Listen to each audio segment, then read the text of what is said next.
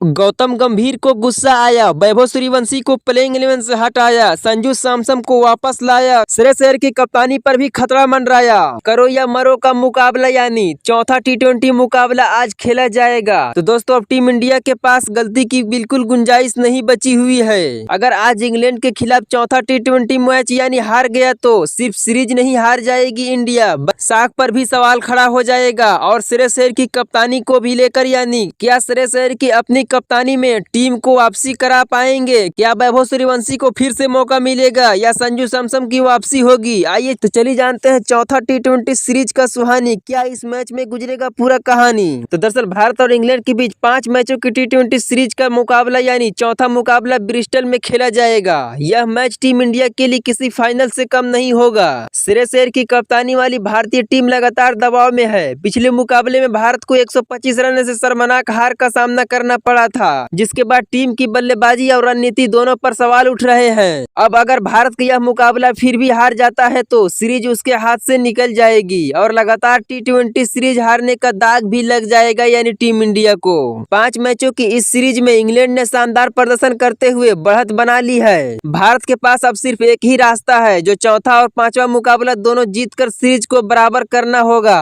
अगर भारत चौथा मुकाबला हार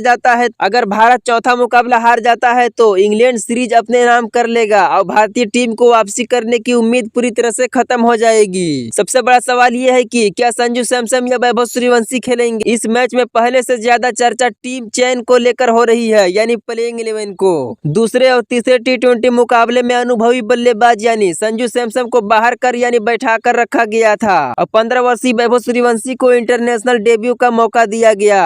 वैभव सूर्यवंशी ने अपने डेब्यू में यानी फील्डिंग से प्रभावित किया, लेकिन बल्लेबाजी में कोई बड़ी पारी नहीं खेल सके। अब सवाल यह है कि क्या टीम मैनेजमेंट युवा वैभव सूर्यवंशी पर भरोसा फिर बनाए रखेगा या फिर से अनुभवी को देखते हुए संजू सैमसन को वापसी टीम में कराएगा? यही फैसला मैच का सबसे बड़ा चर्चा व विषय में बना हुआ है। भारत को किन बातों पर करना होगा काम? अगर भारत को सीरीज बचानी है तो इन 3 विभागों को सुधार करना होगा। टॉप ऑर्डर को जिम्मेदारी से यानी निभाना होगा, शुरुआती विकेट जल्दी गिरने से बचाने होंगे और बड़ी साझेदारी भी बनाना होगा।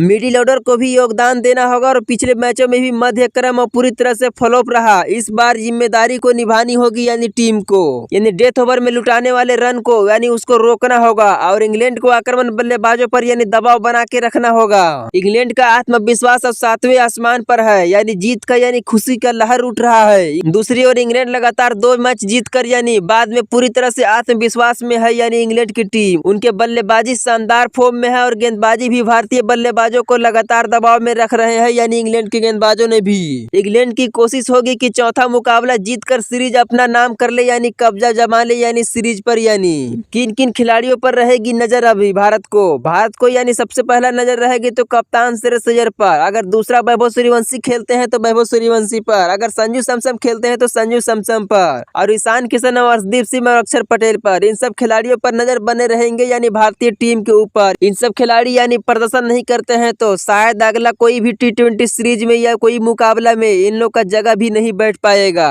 इंग्लैंड की बात करें तो फिलिप शॉर्ट और जोस बटलर, हैरी ब्रूक्स और जोकोब बेथल और सैम करन, इन सब चारों इस सब बल्लेबाज यानी इंग्लैंड की तरफ से इन सब खिलाड़ी पूरी तरह से फॉर्म में हैं। क्या भारत वापसी कर पाएगी इस मैच में? टीम इंडिया के लिए यह सिर्फ एक मैच नहीं है बल्कि सम्मान की लड़ाई है। अगर भारत जीतता है तो सीरीज में 2 से 2 बराबर हो सकती, लेकिन अगर हारता है तो इंग्लैंड सीरीज जीत जाएगा और भारतीय टीम को लगातार दूसरी टी20 सीरीज में हार का सामना करना पड़ेगा। तो दोस्तों आपकी क्या राय है? क्या चौथी टी20 मुकाबला में यानी जोरदार वापसी करेगी या इंग्लैंड अपनी सीरीज यानी चौथी मुकाबला जीत सीरीज पर कब्जा जमा लेगा? इसका राय कमेंट सेक्शन में जरूर बताना। अभी इस मैच में भी क्या वैभव सूर्यवंशी को खिलाना चाहिए या संजू सैमसन को खिलाना चाहिए? इसका भी राय कमेंट सेक्शन में जरूर बताना।